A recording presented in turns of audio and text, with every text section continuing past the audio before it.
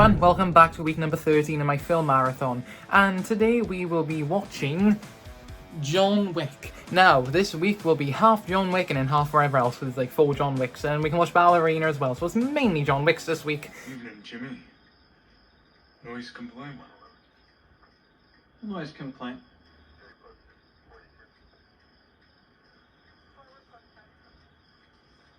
How good's your laundry? I'm sorry to say that no one's that good.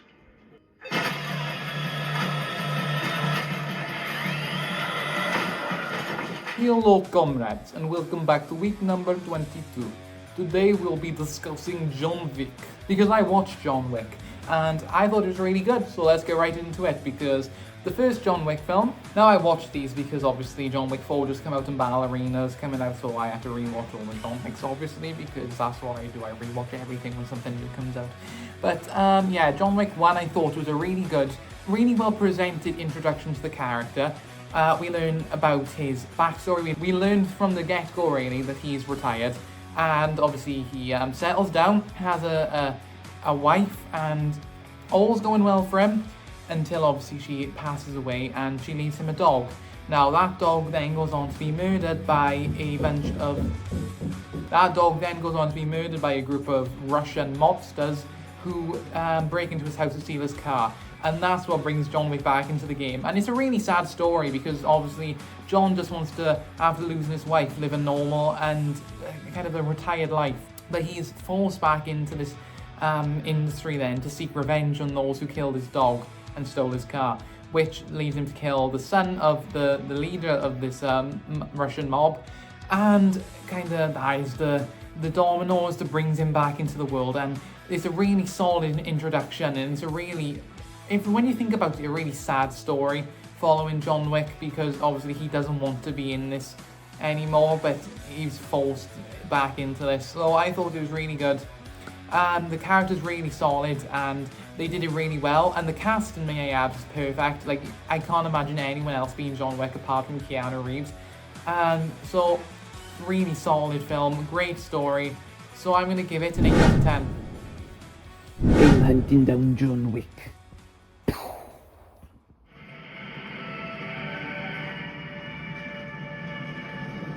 Zajmacuję, Mr. Wick. You're not having a good night, are you, John?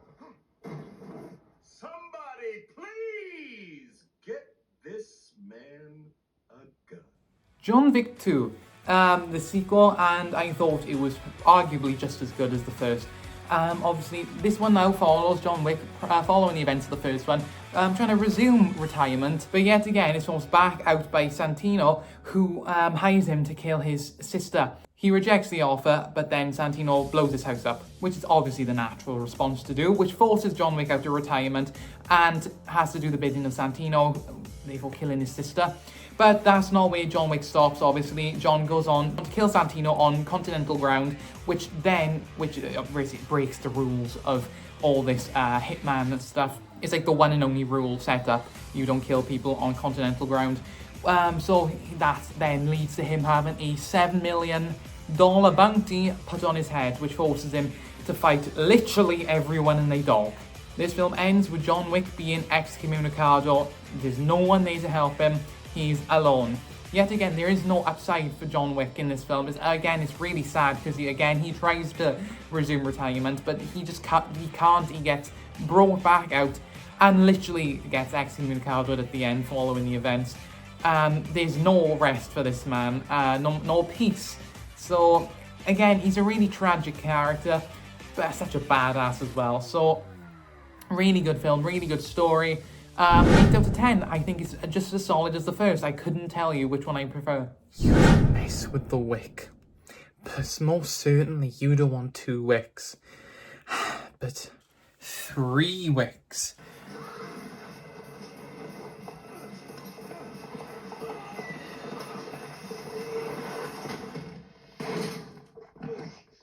Sophia, you can't kill the bearer of your marker. You, Jonathan, do what you do best. What's that? Hunt. That was a pretty good fight, huh?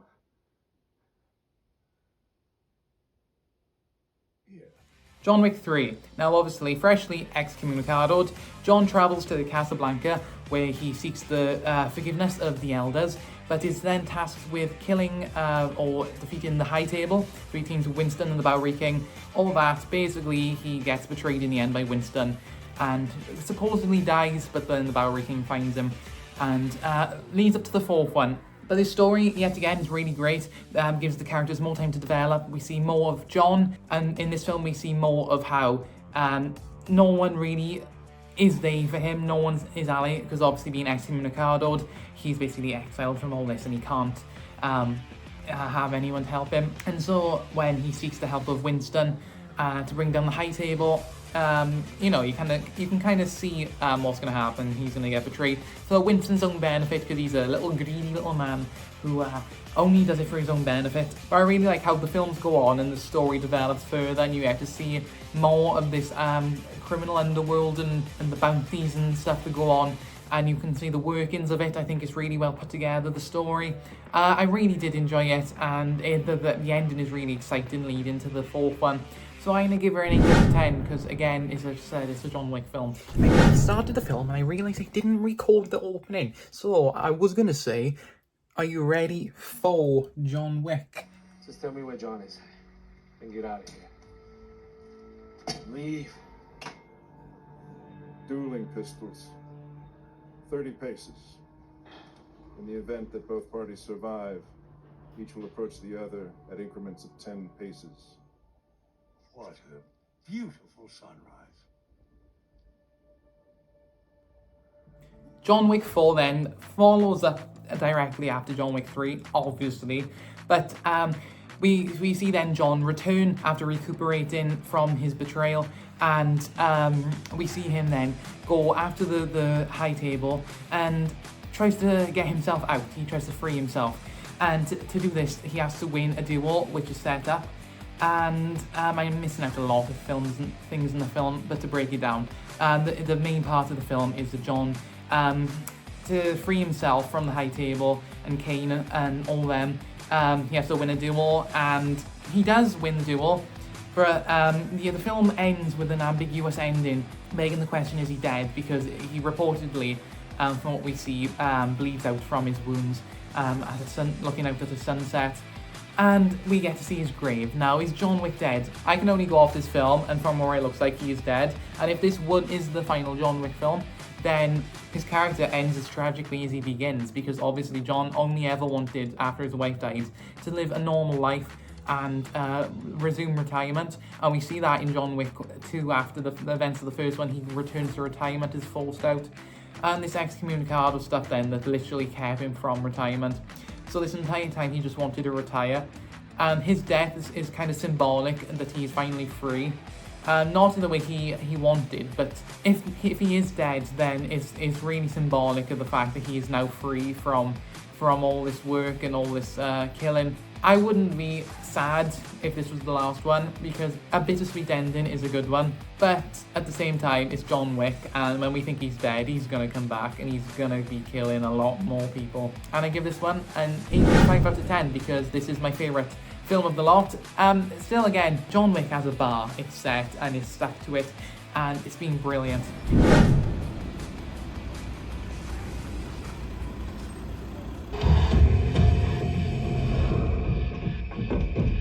Stay quiet.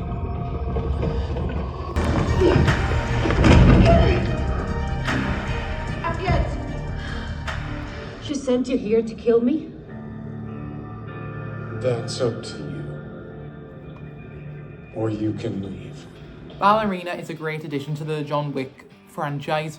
Obviously, we have a break from John Wick himself, and we see more of the world of John Wick, and that's seen through the perspective of Eve, who is a ballerina assassin, who is brought up by the Chancellor after the death of her father. He was killed by the Chancellor herself. And Eve is brought up to be a killer, and obviously then Eve, as an adult, seeks revenge for the death of her father. She goes after the people responsible for her father's death, which leads her to fight a bunch of deadly assassins and people after her. And that brings her face to face with John Wick himself, the star of the show. and a battle pursues between them. But then the battle comes to a conclusion when they team up and John Wick helps her out, which I think was great, because obviously John Wick isn't a bad guy, he doesn't work for them. So they team up and he helps her out. Me explaining this doesn't do anything any justice. But yeah, I really did enjoy the film, and I enjoyed the fresh wave of story for this universe, and not entirely following John Wick for once. I thought it was really well put together. So I'm going to give it a 7 out of 10. I do prefer the proper John Wick films, but again, not a bad film. It was a really nice building of the franchise and expands the world. You thought John Wick was the only person that can wield a gun? Well, I know a man called Johnny English, and he's played by Rowan Atkinson, Mr. Bean. You don't frighten me, mister! Why would you do that? I know you're going to come back in 2 weeks and dig it up again. Where is the office of Pascal Sauvage?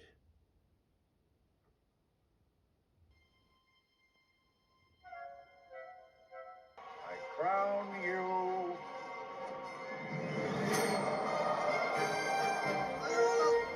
Johnny English, the team up of James Bond meets Rowan Atkinson's humour that shouldn't work but absolutely does work, because it's really funny and it's really exciting. The story of this film was really entertaining and really funny. Obviously we got Johnny English, who was the last hope of the MI8. I believe it is the MI8, the play on the MI6. He has to investigate the plot of the crown jewels. Obviously a lot goes wrong for him, because it's literally James Bond, but everything goes wrong. Rowan Atkinson somehow saves the day. It's brilliant. It's a genius idea, arguably, because it's just so stupidly ridiculous, but it's done actually quite entertainingly funny and done well to an extent. So it works and you do enjoy it. I thought it was a really good film, and they do what they set out to do well, and I got a bunch of laughs out of her as well. So I'm gonna probably give her a 7 out of 10. Johnny English, Reborn. Do do do do do do do do. No, that's James Bond. Never mind.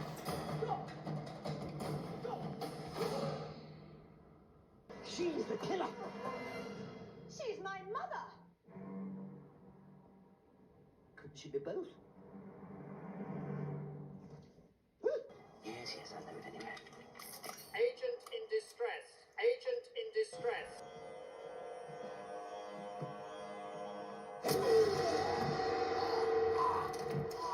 Johnny English 2 expands on the character a lot, and I say this as Johnny English kind of goes out into the mountains with a bunch of monks out of shame for a failed mission of his to protect the, I forgot the name on screen now, fails to protect him and gets, he's assassinated, and he has to live with the shame, costs him his knighthood, and he's kind of brought back into the world then. And this film gives Johnny English a sidekick, which opens the doors for even more funnier comedic possibilities, which it does well. And again, it just really builds off the character and his story as long as the story progresses. It's done well. Obviously, these films aren't perfect, but they are really funny to sit down and watch, and they have got a plot to them, and I enjoy it. There's plenty of action in the film, and it's done well. I think the story is done well. Johnny English 2, I'm going to give her a 6.5 out of 10, because it's a classic, it's funny, and it builds off the first film really well, and I did enjoy it. Da, da, da, da. Oh my god, my hair. Da, da, da, da, da, da, da. Johnny English strikes not twice, but again. This is a job for the shoebox inflatable. No, don't open it!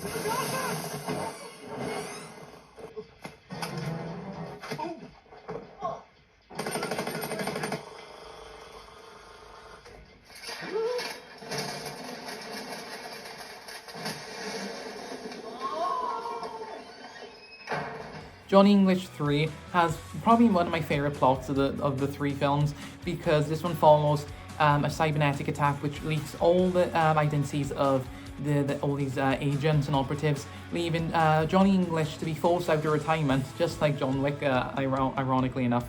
And he has to come face to face with a masked hacker bring this operation down. And the thing this film does really well is the fact that Johnny English is kind of technology incompetent and he doesn't know how to work the stuff. So I like the contrast between he's fighting this massive technological battle, but he's just very incompetent at the technology himself. And I believe, if I'm remembering right, he literally wins this by just breaking the computer in the end, which is the most stupidest thing in this franchise. But again, this is a stupid James Bond meets Rowan Atkinson. What can you expect? But the story is funny.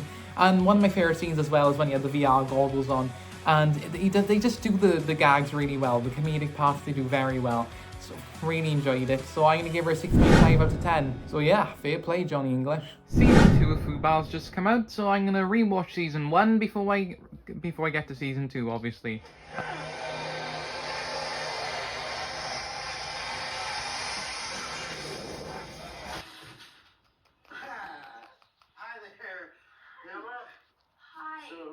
This is for you. I'm Luke Bruna. I ruined my own marriage, but I'm the expert on everyone else's. You told Carter I kissed Alden? You kissed the princess? That's out! You like? Caroline King Kelly, the first ever full-time female Robin. Correct.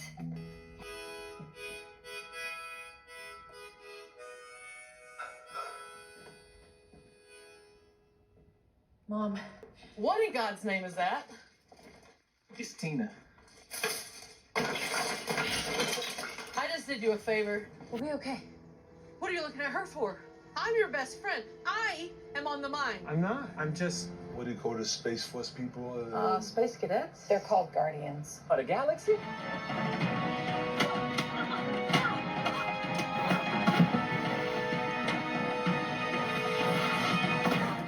God only knows what that little pig is going through right now. What I want, you got it, might be hard to handle, but like the flame that burns a candle, yeah, the candle feeds the flame, yeah. What's up? Say it like you mean it, man. Like, say it like the world is depending on you. Whoa!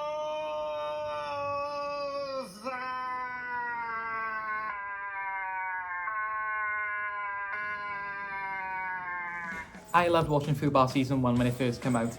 And when Season 2 came out, I was all over the moon. I got the experience of rewatching Season 1 for Season 2, and then the story of Season 2. I thought it's a really good show. It follows a CIA agent, Luke Brenner, who on a mission discovers his daughter is also a CIA agent. And obviously because they can't tell each other, so this entire family dynamic then is started, where they both working for the CIA. And she joins a part of the team. Now, Luke was supposed to retire, but he gets roped in for one final mission with his daughter and his team. I love the dynamic I love the dynamic between their normal life, father and daughter, and the rest of the family, who don't know they're CIA agents, and being operatives on the field. I think it works really well. It's a really cool dynamic that plays out, and this goes through Season 1 and Season 2, where we get to see the contrast between Luke's normal life and his real life, same with his daughter, obviously. And I thought it was done incredibly well. It's really funny. It has a lot of funny parts. The bonds between the characters work really well. At the end of Season 1, during a wedding, they are forced to reveal they work to get CIA for the rest of the family, and that then puts the entire family into a state of needing to go into hiding and protection from these criminals who want Luke and his daughter. And Season 2 opens the door for a whole new wave of possibilities, which they do incredibly well. Again, the dynamics are incredible between not just the team, Luke's team, but also his family, and these two worlds collide in Season 2, and I thought it was done really well. Arnold Schwarzenegger, by the way, plays Luke Brenner, and he's so cool, just like the Terminator, like, I'll be back. But yeah, he's really, really cool. And I enjoyed the series so much, and I loved rewatching it. So I'm going to give FUBAR Season 1 and Season 2 an 8 out of 10, because I definitely recommend watching it, because just the idea was so good, and it was executed so well, and they do the dynamics of the characters incredibly, and the relationships. It's such a really good, and again, really funny. Thank you all very much for watching week number 22. John Wick week, you could kind of say. I forgot to record the outro, so now I'm not on the setting anymore. But here we are. Thank you very much for watching. And this is actually the room I recorded the first episode in. So I hope you all really enjoyed. Thanks very much for watching. Thanks very much for being awesome.